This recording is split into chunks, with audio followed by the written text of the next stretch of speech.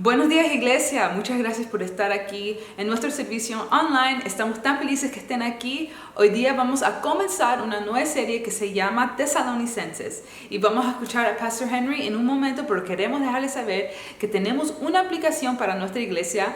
Solo tiene que buscar Crossbridge Miami Springs. Ahí está la aplicación. Hay muchas cosas que hacer en la aplicación.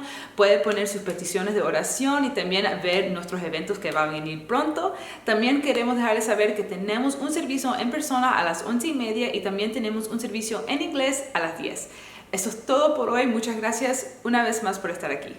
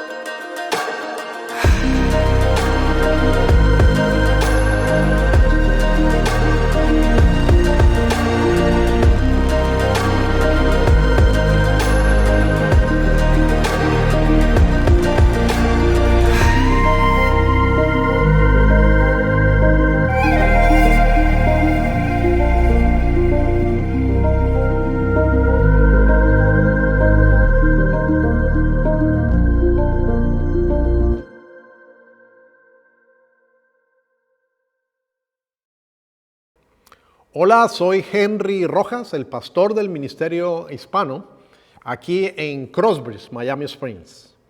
Hoy estamos iniciando una nueva serie en la cual vamos a recorrer las dos cartas escritas por el apóstol Pablo a los tesalonicenses. Así que quiero sugerirles que tomen este tiempo para leer estas dos cartas. Ojalá la lean varias veces y en diferentes versiones. Estaremos viendo cómo el evangelio pasó desde Asia a Europa, siendo Tesalónica la segunda ciudad donde se estableció una iglesia según el relato del libro de los Hechos, ya que la primera fue en la ciudad de Filipos.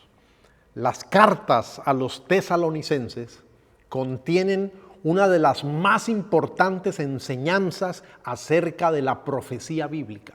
Casi en todos los capítulos nos habla del retorno de la segunda venida del Señor Jesús. Sin embargo, también nos dejan ver la relación pastoral tan tierna, tan dulce, que había en el corazón del apóstol Pablo para con los creyentes de la ciudad de Tesalónica, lo cual es un desafío y es una enseñanza muy hermosa para nosotros en nuestros días. Antes de querer ir directamente y abrir la primera carta a los tesalonicenses, es necesario que nosotros veamos cómo fue que el evangelio llegó a esta ciudad. Para eso tendremos que detenernos en capítulo 16 y capítulo 17 del libro de los Hechos. Nuestro título para hoy es El mundo cabeza abajo. Porque eso fue lo que produjo el evangelio al llegar a la ciudad de Tesalónica. Produjo una tremenda conmoción que literalmente trastocó el orden establecido. Permítame hacer un poco de historia para referirme al cómo y cuándo el evangelio llegó a la ciudad de Tesalónica. Esto sucedió en el segundo viaje misionero del apóstol Pablo, que duró aproximadamente 3 años. Me estoy refiriendo al año 50, 51 y 52 después de Cristo. Estos eran trayectos muy largos, muchos kilómetros, muchas millas. Y recuerde que había que hacerlos a pie, caminando. Cuando existía la opción de usar animales de carga, eso era realmente un privilegio, era como una especie de servicio VIP. Por lo tanto, estos viajes eran bastante prolongados. El libro de los Hechos nos dice que Pablo, en este segundo viaje misionero, estaba volviendo a recorrer aquella región donde él había estado en su primer viaje y donde se habían establecido iglesias. El propósito de Pablo era también poder ir un poco más allá, llegar al Asia Menor, lo que hoy en día es Turquía. En este segundo viaje misionero, él estuvo acompañado por Silas, que también en la Biblia es conocido como Silvano. Más tarde ellos estuvieron acompañados por Timoteo y en alguno de estos trayectos por Lucas, el autor del libro de los Hechos. Vamos a leer inicialmente en Hechos 16 los versículos 6 al 10. Atravesaron la región de Frigia y Galacia, ya que el Espíritu Santo les había impedido que predicaran la palabra en la provincia de Asia. Cuando llegaron cerca de Misia, intentaron pasar a Bitinia, pero el Espíritu de Jesús no se lo permitió. Entonces, pasando de largo por Misia, bajaron a Troas. Durante la noche, Pablo tuvo una visión en la que un hombre de Macedonia, puesto de pie, le rogaba: pasa a Macedonia y ayúdanos.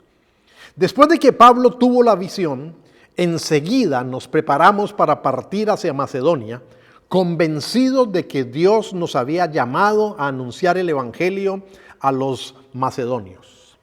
Yo quiero que en primer lugar usted observe que el nacimiento de la iglesia en Tesalónica y obviamente en Filipos, que fue primero, fue algo dirigido y establecido por Dios soberanamente.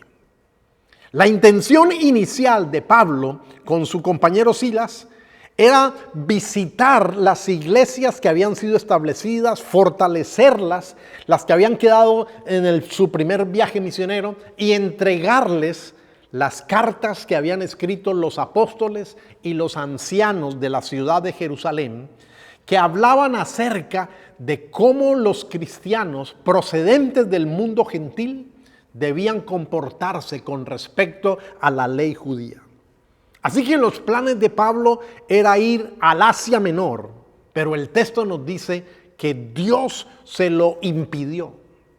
No nos dice cómo fue que se lo impidió. No sabemos si fue porque los caminos estaban cerrados, porque hubo problemas con fenómenos naturales, el clima no lo permitió, si se cayó un puente o si Dios le reveló directamente a Pablo que no fuera en esa dirección. Pero Lucas nos dice que el Espíritu Santo les impidió predicar en la provincia de Asia y que el Espíritu de Cristo no les permitió pasar a Bitinia. Que cuando llegaron a Troas, dice Lucas, Dios, en una clara referencia a Dios el Padre, le muestra a Pablo una visión para que de manera clara, sin dudas, entienda que el propósito era no quedarse en el continente asiático, sino que había que dar un salto. El propósito era pasar a Europa. Así que es bien interesante este relato porque encontramos al Dios trino, la Trinidad involucrada, el Dios verdadero, involucrado en el propósito de abrir la puerta del continente europeo para que el evangelio siguiera avanzando y se pudieran establecer también iglesias allá. Seguir con el propósito que Jesús les había dado a sus discípulos de ir hasta lo último de la tierra.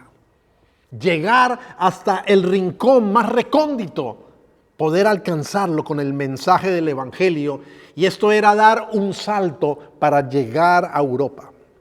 Los planes de Pablo eran otros, pero el decreto eterno y soberano de Dios había dispuesto que era hora de introducir el evangelio en Europa. Así que yo quiero que tú pienses en esta mañana, en este momento, que cada verdadera iglesia local, donde se predica verdaderamente el evangelio del Señor Jesús, por pequeña que sea, aparte de los seres humanos que hayan intervenido en su nacimiento, en su desarrollo y en su sostenimiento, por encima de eso, cada iglesia local verdadera son una decisión divina. Son nacidas de un decreto eterno de Dios, que es el que llama a cada uno de sus escogidos al arrepentimiento y al conocimiento de la verdad. Lucas nos plasma esto en el libro de los Hechos, cómo es Dios de manera soberana escribiendo su propia historia a través de la historia de los seres humanos. Qué importante es tener este concepto y visión de la iglesia local, allí donde Dios te ha llamado para adorarlo y servirlo. Porque como iglesia local somos parte de la expresión del cuerpo de Cristo. Y por eso es muy importante la actitud que tengamos cada vez que nos reunimos para, como iglesia, adorar a Dios. Es tan importante la actitud y el interés con que entres a ese lugar, la actitud y el interés con el cual tú vengas para ofrendarle a Dios adoración, para tributarle alabanza, como dice la Escritura, fruto de labios que confiesan su nombre. Cuán importante es que nos aseguremos que nuestra historia, nuestras decisiones están siendo escritas realmente bajo la historia que Dios está escribiendo. Podemos estar aún en la obra de Dios, siguiendo nuestro propio camino, tratando de escribir nuestra propia historia sin estar realmente orientados por el Señor. Así que necesitamos aprender que Dios sea quien escriba nuestra historia por medio de nosotros. No es Dios involucrándose en nuestros planes, sino nosotros involucrándonos y haciéndonos uno con los planes de Dios. Esto es lo que estamos viendo de una manera soberana en este relato histórico, el nacimiento de la iglesia en Tesalónica y en primer lugar en Filipos, ese salto del Asia a Europa. Ya en territorio europeo, antes de llegar a Tesalónica, Pablo predicó en Filipos, donde ocurrieron unas conversiones muy especiales y variadas, pero también grandes dificultades, porque allí él y Silas fueron azotados con varas, fueron encarcelados y después fueron liberados sobrenaturalmente mediante un terremoto y mediante la conversión del carcelero de Filipos. Este equipo misionero tuvo que salir de Filipos cuando las autoridades les pidieron que abandonaran la ciudad y así entonces llegan a la ciudad de Tesalónica. Pero todo esto obedecía a un propósito eterno de Dios. Tesalónica era una de las principales ciudades de Macedonia. Hoy en día hace parte de Grecia en su parte norte. Hoy en día es llamada Salónica o algunos la llaman Tesaloniki. Estaba ubicada, en la época de Pablo, estaba ubicada en la ruta que conectaba nada menos a la ciudad de Roma, la capital del imperio, con las colonias orientales hasta Bizancio. En la época de Pablo era una ciudad próspera, con un pujante comercio que había atraído a varios judíos. Su población era cosmopolita y en la ciudad bien poblada, para esta región, tal vez se dice que era la ciudad más poblada de toda la región de Macedonia.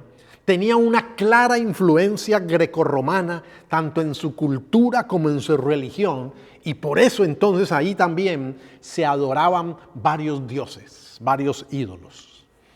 Quiero que venga conmigo ahora al capítulo 17 del libro de Hechos, donde se nos va a mostrar claramente cómo estos misioneros al fin llegan a Tesalónica. Versículos 1 al 9 de Hechos 17. Atravesando Anfípolis y Apolonia, Pablo y Silas llegaron a Tesalónica, donde había una sinagoga de los judíos. Como era su costumbre, Pablo entró en la sinagoga y 3 sábados seguidos discutió con ellos. Basándose en las Escrituras, les explicaba y demostraba que era necesario que el Mesías padeciera y resucitara. Les decía, este Jesús que les anuncio es el Mesías. Algunos de los judíos se convencieron y se unieron a Pablo y a Silas, como también lo hicieron un buen número de mujeres prominentes y muchos griegos que adoraban a Dios. Pero los judíos, llenos de envidia, reclutaron a unos maleantes callejeros con los que armaron una turba y empezaron a alborotar la ciudad. Asaltaron la casa de Jasón en busca de Pablo y Silas con el fin de procesarlos públicamente. Pero como no los encontraron, arrastraron a Jasón y a algunos otros hermanos ante las autoridades de la ciudad, gritando, estos que han trastornado el mundo entero han venido también acá. Y Jasón los ha recibido en su casa. Todos ellos actúan en contra de los decretos del emperador, afirmando que hay otro rey, uno que se llama Jesús. Al oír esto, la multitud y las autoridades de la ciudad se alborotaron. Entonces éstas exigieron fianza a Jasón y a los demás para dejarlos en libertad. Nos dice el texto que durante 3 sábados seguidos, Pablo y Silas estuvieron predicando en la sinagoga y el resultado de eso fue la conversión de algunos de los judíos, varios griegos, los cuales eran temerosos de Dios, y bastantes mujeres influyentes de la ciudad. Se deduce que estos griegos eran prosélitos, eran hombres que se habían convertido al judaísmo y por eso estaban allí en la sinagoga. Se deduce que estas mujeres influyentes muy posiblemente eran muchas de ellas esposas de personas que en Tesalónica ostentaban el poder y la autoridad. Así que hubo un gran fruto después de estos 3 sábados seguidos de predicación en la sinagoga. Pero nos dice el versículo 10, enseguida, otra versión dice, inmediatamente o en esa misma noche, se está refiriendo a una revuelta que hubo. Tuvieron que huir deprisa hacia Berea, pues se formó una acusación muy grande contra Pablo y Silas y contra todos los que se habían unido a ellos. Los judíos que no habían aceptado, no habían creído el mensaje, llenos de envidia, al ver que todas las personas ahora se estaban convirtiendo al evangelio, al mensaje que Pablo estaba comunicando, los acusaron de sedición, una acusación muy grave, porque los estaban acusando de que se estaban oponiendo al gobierno del César, porque estaban reconociendo y adorando a otro rey llamado Jesús. El tiempo que Pablo y Silas estuvieron en la ciudad de Tesalónica realmente fue bastante corto para el nacimiento y establecimiento de una nueva iglesia. Las cartas que Pablo mismo escribió a los tesalonicenses nos sugieren que ellos tuvieron que permanecer un poco más de 3 o 4 semanas, incluyendo los días antes, durante y después de los 3 sábados seguidos de visitación y predicación en la sinagoga. También Filipenses 4:16 dice que la iglesia que estaba en Filipos le envió ayuda a Pablo a Tesalónica por lo menos 2 veces. Y las cartas también a los tesalonicenses nos indican que Pablo alcanzó a dar una instrucción doctrinal bastante amplia. Lo cierto es que no sabemos el tiempo exacto que ellos pudieron estar allí, pero también sabemos que no fue demasiado largo. El relato no especifica si el alboroto en torno a Jasón, que había recibido a los misioneros, ocurrió inmediatamente después del 3er sábado de enseñanza en la sinagoga. Las conversiones que nos dice el versículo 4 podrían haber ocurrido en las semanas siguientes, llevando finalmente al endurecimiento de la oposición judía y a la violencia que se dio en la turba contra Jasón y los demás creyentes cristianos. Lo admirable es que esta nueva iglesia, naciendo, al poco rato quedó humanamente hablando sola, sin sus líderes, sin sus fundadores. Es Dios quien la sostiene y la desarrolla. Y esta iglesia, a través de toda la historia de la cristiandad, ha llegado a ser una iglesia local digna de ser imitada por su fe, por su amor y por su esperanza, por su constancia. A pesar de que no tuvo suficiente tiempo para ser formada. Poco tiempo después, Pablo está preocupado por lo que está pasando con estos nuevos creyentes en Tesalónica y desde Atenas les envía a Timoteo para tener noticias de ellos. Cuando Timoteo regresa, el informe que da es muy alentador al decirle que están firmes en la fe a pesar de muchos sufrimientos y de muchas dificultades. Pablo les escribe entonces la primera carta a los tesalonicenses pocos meses después de haberles visitado, y lo hace desde la ciudad de Corinto. Quiero que observe que a pesar de que los dos pasajes que yo he leído en el libro de los Hechos son relatos eminentemente históricos, eminentemente narrativos, sin embargo contienen hechos que son muy importantes, contienen detalles dignos de resaltar, de los cuales hoy podemos extraer importantes enseñanzas para nosotros. En primer lugar, Lucas dice que por 3 sábados seguidos discutió con ellos. La palabra en el original griego, que se traduce al español como discutir, esa palabra es dielesató y significa razonar. Lo que Lucas nos está diciendo es que por 3 sábados seguidos Pablo razonó con ellos acerca del mensaje del evangelio en la sinagoga. Y razonar o dielesató es una conjugación de otra palabra griega que es dialegomai y significa decir, disertar, discutir, disputar, enseñar. Lo que Lucas nos está diciendo es que Pablo presentó el mensaje acerca de Cristo de una manera razonable, con lógica, con argumentos, con información, que él fue capaz de rebatir los argumentos contrarios y demostrarle a sus oyentes por qué ellos estaban equivocados, por qué era importante realmente creer en Jesús y aceptarlo como una verdad proveniente de Dios. Eso es lo que significa evangelizar, dar razón del porqué de nuestra fe en Dios y en el Señor Jesucristo.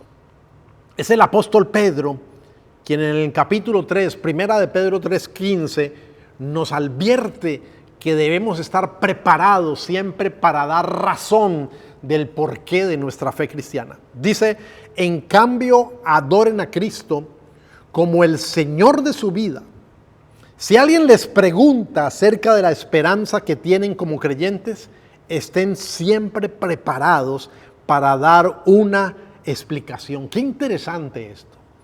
Si alguien me demanda argumentos, razones, lógica, un por qué yo creo en Cristo como Señor y Salvador, dice que debo estar siempre preparado para dar esa respuesta. Así que la pregunta válida, pertinente en este momento es, ¿estamos preparados? ¿Estamos listos? Evangelizar no es decir yo creo en Dios porque así me lo inculcaron, porque así me lo enseñaron en mi casa, porque hace parte de mi cultura. Porque es muy posible que te hayan podido enseñar una mentira. Es posible que te hayan podido enseñar una verdad, pero que sin embargo te la hayan enseñado equivocadamente, te la hayan enseñado erróneamente.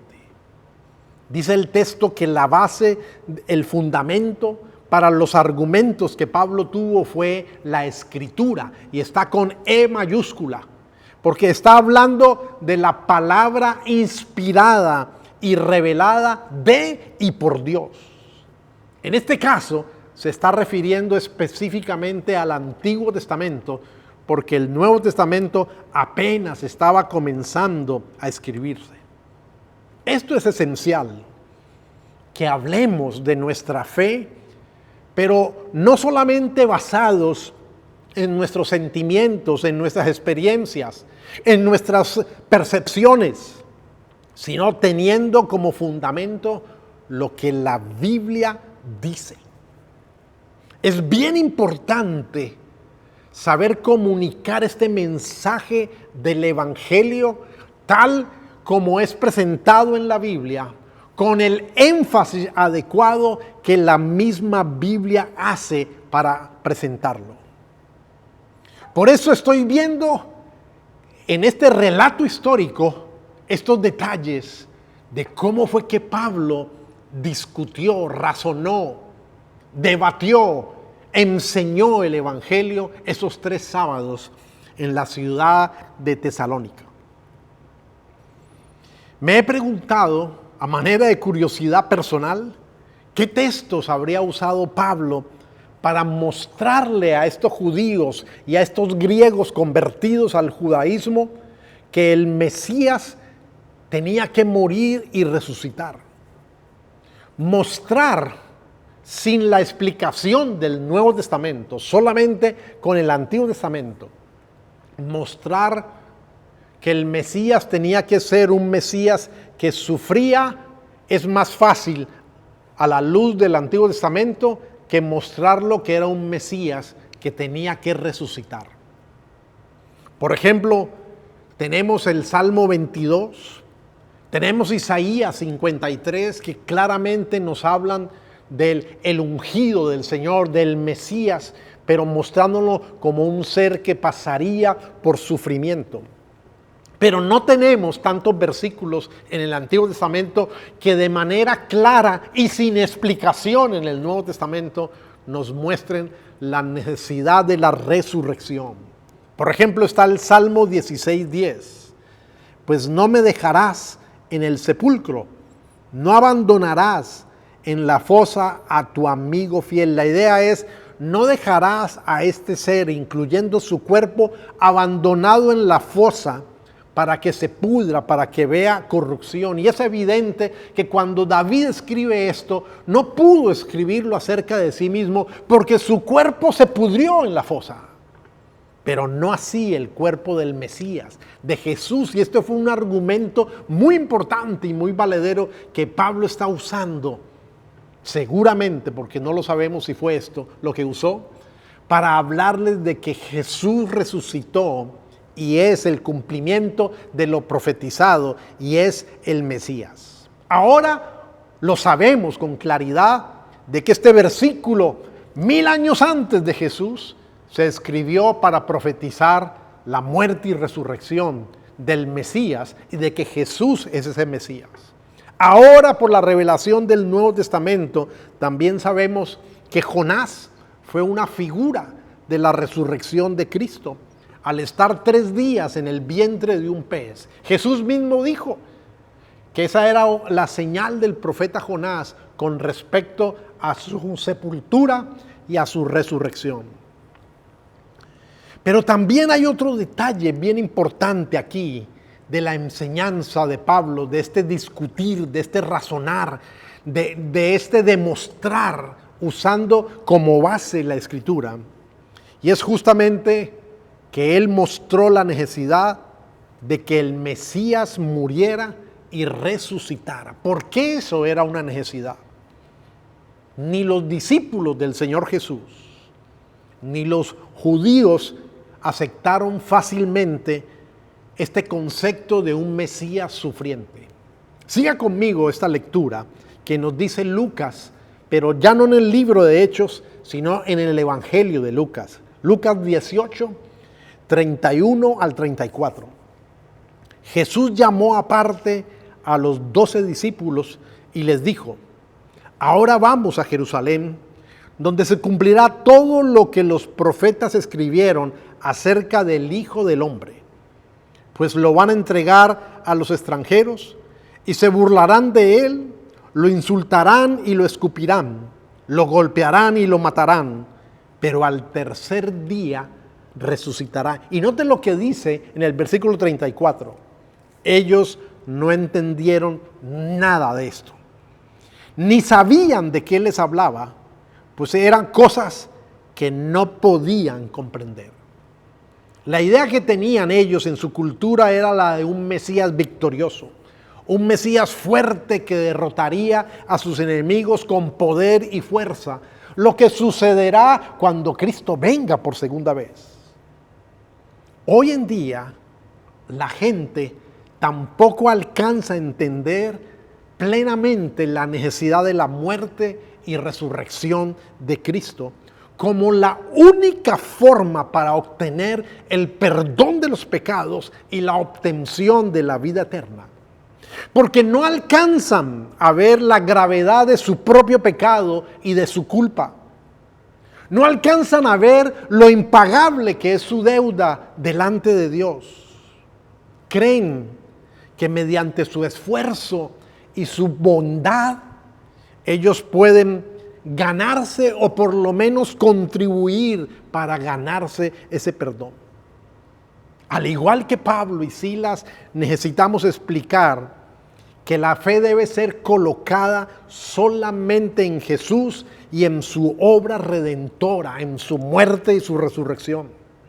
Necesitamos mostrar que Jesús es el Mesías, el ungido, el enviado, que en ningún otro hay salvación, que debajo del cielo Dios no ha dado otro nombre en el cual los seres humanos delante de Él podamos obtener el perdón de los pecados, porque solo la muerte y resurrección de Jesús son suficientes para satisfacer la demanda de justicia de Dios el Padre, porque solo Jesús es sin pecado. En tercer lugar, Pablo les habló del reino de Dios y de Cristo como el Rey. Se deduce del texto. Pablo tuvo que haberles hablado del reino de Dios y presentarles a Cristo como el Rey, como el ungido, como el descendiente de David que había venido y había inaugurado el reino espiritual y que regresaría en poder y gloria para consumar ese reino. ¿Por qué digo yo que tuvo que haberlo hecho? Pues los opositores judíos, los que no creyeron, los que no aceptaron y se ofendieron por este mensaje, a pesar de no ser muy adeptos al poder y al gobierno romano, utilizaron como forma de acusación decir que los misioneros se estaban oponiendo al César al hablar y reconocer a otro rey llamado Jesús. Esta fue una estrategia para que sus acusaciones tuvieran más peso y lograr oponerse al avance del evangelio. Fue una estrategia para hacer que las autoridades de la ciudad tomaran cartas en el asunto, se involucraran. Y por lo tanto, desde el punto de vista político y social, fue una acusación muy grave. De ahí se deduce que en la enseñanza Pablo tuvo que hablar del reino de Dios y de Jesús como el Rey. Los mismos opositores, sin quererlo, ellos testificaron que estos hombres, refiriéndose a Pablo y a Silas, estaban trastornando todo con su mensaje y con su forma de vida. Ellos dijeron, estos que trastornan el mundo entero han venido también acá. Por eso ese es nuestro título hoy, el mundo cabeza abajo. Porque donde quiera que la luz de Cristo penetra, Donde quiera que su mensaje llega, las cosas no quedan iguales. Porque el Señor Jesús ha venido a nuestra vida para transformarla. Es más, nuestra experiencia con Dios, y es una verdadera experiencia, ha comenzado por un nacer espiritualmente de nuevo, por la gracia de Dios. Y a partir de allí, se inicia un proceso de desafío y cambio y crecimiento mediante el poder de Dios, un proceso de transformación. Lo cierto es que todos los seres humanos, por naturaleza, resistimos al reino de Dios. Resistimos el reino de Cristo. Queremos establecer nuestro propio reino.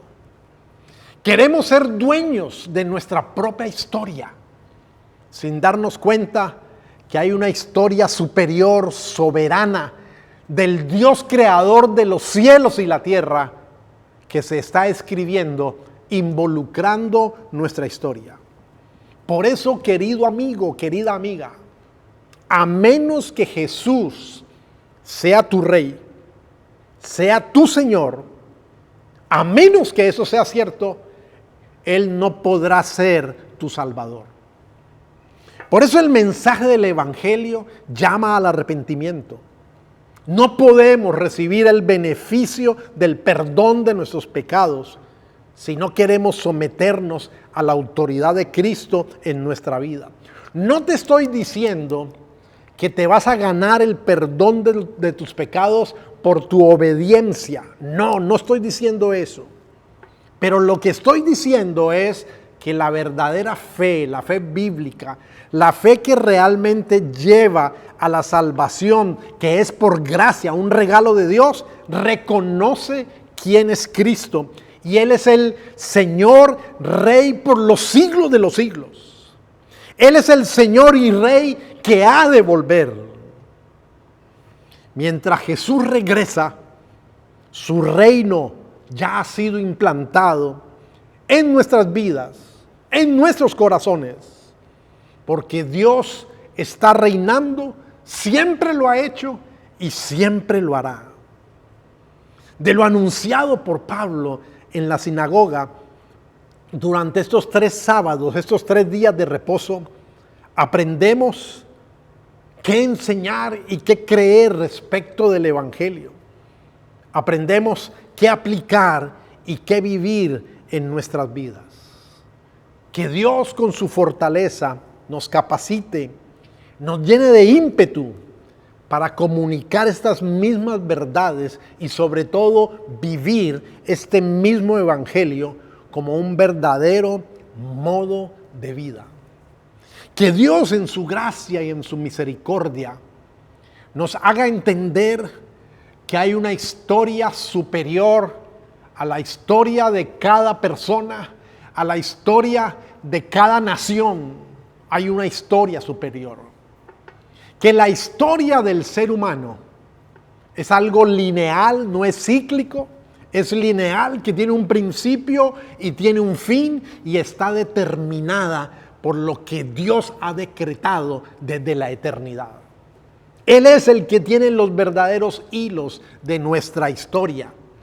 Y nuestra historia tendrá un feliz desarrollo en la medida que esté en consonancia, en acuerdo con esa historia superior. Pablo, queriendo servir a Dios, queriendo darlo a conocer, quería ir a Asia, quería ir a Bitinia, pero no era el tiempo determinado por Dios. El tiempo determinado por Dios era ir a Filipos, ir a Tesalónica, saltar al continente europeo. Y qué bueno que Pablo fue sensible, entendió y sometió sus planes a los planes de Dios. Que hablar del Evangelio nos lleve a demostrar la necesidad de la muerte y resurrección de Jesús, nos lleve a enseñar acerca de su reino y su señorío y sobre todo nos lleve a vivir como verdaderos súbditos del reino de Dios. Que podamos decir con autoridad en nuestra vida: venga tu reino, hágase tu voluntad, así como se hace en los cielos, que se haga en nuestra vida y a través de nuestra vida. Que sea Dios quien escriba nuestra historia, pero que lo haga a través de nosotros y que lo haga juntamente con nosotros para su honra y para su gloria. Te invito a que inclines tu rostro y ores conmigo. Y te invito a que te leas estas 2 cartas de Tesalonicenses para que entremos en este hermoso desafío de lo que Dios ha hecho y aún continúa haciendo. Padre amado, Padre celestial, gracias porque a través de este relato sencillo de cómo el Evangelio saltó de Asia a Europa, estamos viendo tu soberanía, tu grandeza, tus decretos eternos, tu plan eterno, el cual siempre se consumará. Y gracias porque en Cristo Jesús, cada uno de tus verdaderos hijos e hijas, tenemos la bendición de ser parte de ese desarrollo. Tenemos la bendición de que nuestra historia esté siendo escrita de acuerdo a tu historia. Líbranos, Señor, porque en nuestro corazón tenemos la tendencia a oponernos a tu reino, a resistirnos al señorío de Cristo Jesús. Queremos ser nuestros propios señores. Queremos tener el control de nuestra propia vida para encontrarnos que siempre vamos a fracasar y nos vamos a estrellar. Pero cuando humildemente nos postramos ante los pies de Jesús, reconociendo que Él es el Mesías profetizado, Él es el Mesías anunciado, el único en quien hay salvación, porque no hay otro nombre que haya sido dado a nosotros, sino solo Jesús. Entonces nuestra historia adquiere una verdadera relevancia y un verdadero giro. Gracias, Señor, por mostrarnos la vida de hombres como Pablo y Silas, y la de esas personas que en Tesalónica tú tocaste su corazón para darnos ejemplo y desafío a nosotros. Oh bendito Dios, que ese sea nuestro caminar, que seamos hombres y mujeres, que podamos discernir tu voluntad, que podamos vivir en comunión contigo y en lugar de oponernos neciamente, podamos contribuir al avance de tu reino, predicando este precioso mensaje, esta buena nueva del Evangelio. Bendito Dios. Gracias. Toca nuestras vidas y atráenos al conocimiento tuyo, al conocimiento de la verdad. Hágase tu voluntad y venga tu reino. Amén. Que aquel que de acuerdo a lo que dice el profeta Isaías 35, 1 y 6, que puede hacer que florezca en el lugar desolado y en el lugar desierto, que puede hacer que el cojo salte como un ciervo y que el mudo cante, te haga comprender como corresponde a todo el pueblo de Dios, cuán ancho, cuán largo, cuán alto y cuán profundo es su amor, para que seas lleno de la plenitud de Dios. Que en el nombre del Padre y del Hijo y del Espíritu Santo, Él llene tu vida de su voluntad y vivas en comunión y en paz con Dios. Muchas gracias por conectarse con nosotros. Si no lo has hecho, no olvides suscribirte a nuestro canal para que no te pierdas ninguno de nuestros episodios. Compártelos con tus amigos y familiares y no olvides que puedes unirte a nosotros en persona cada domingo a las 11:30 a.m.